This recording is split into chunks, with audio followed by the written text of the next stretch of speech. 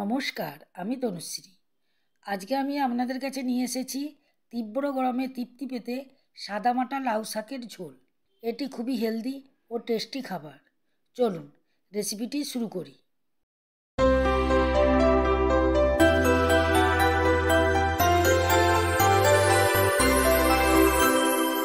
লাউ শাকের ঝোল বানানোর জন্য এখানে আমি কিছুটা লাউ শাক নিয়ে নিয়েছি। এটাকে ভালোভাবে কেটে নিয়েছি।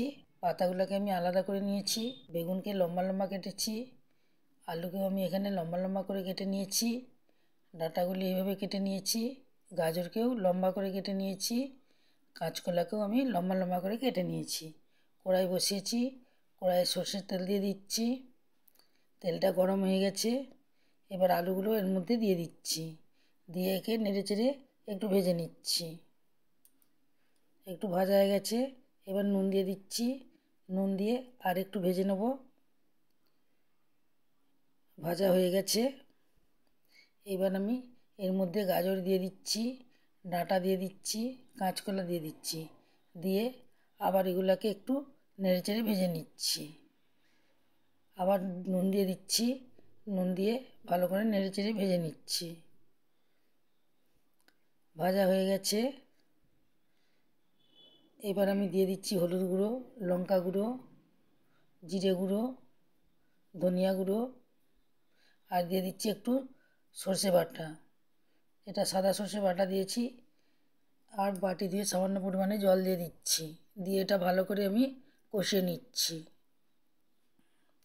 একটু বেশি করে কষিয়ে নেব।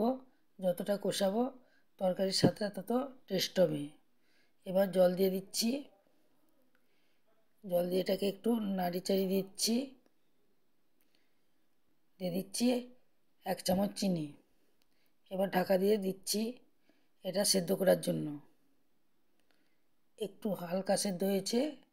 এবার বেগুনগুলো এর মধ্যে দিয়ে দিচ্ছি। তারপর দিয়ে দিচ্ছি লাউ শাকের পাতাগুলো। দিয়ে এটাকে জলের মধ্যে পাতাগুলোকে একটু ডুবিয়ে দিচ্ছি।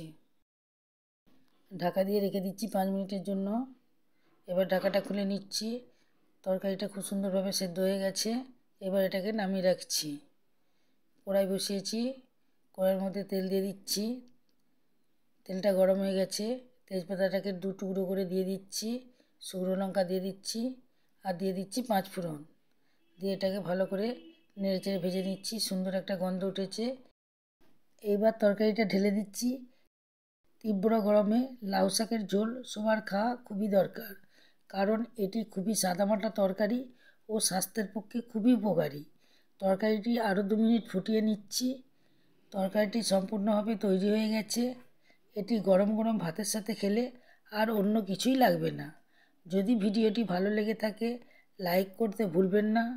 এই রকম নতুন নতুন রেসিপি পাওয়ার জন্য আমার চ্যানেলকে অবশ্যই সাবস্ক্রাইব করবেন এবং প্রচুর প্রচুর শেয়ার করবেন।